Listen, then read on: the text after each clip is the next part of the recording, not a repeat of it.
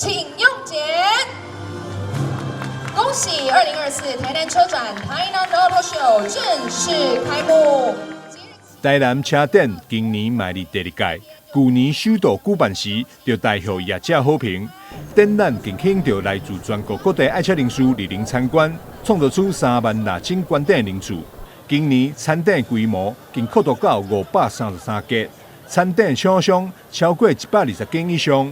市长王伟特表示，咱台湾汽车的市场，无论在 B2B、B2C 方面，拢有真优秀的表现。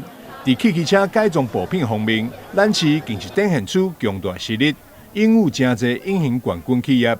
南台湾的汽车市场，在B2B、B2C 都有。那尤其在汽车的改装部品方面，我们有非常强的实力，也非常多的隐形冠军。那所以呢，这个部分的展览一定是非常让许多改装车迷怦然心动的。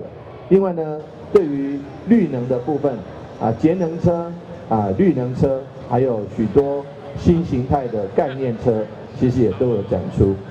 2024台南车展览涵盖日能领域，包含节能车、日能车以及各种新形态概念车，同时嘛有各大厂牌汽车、周边商品、改装品等等，是爱车人士找宝贝的好所在。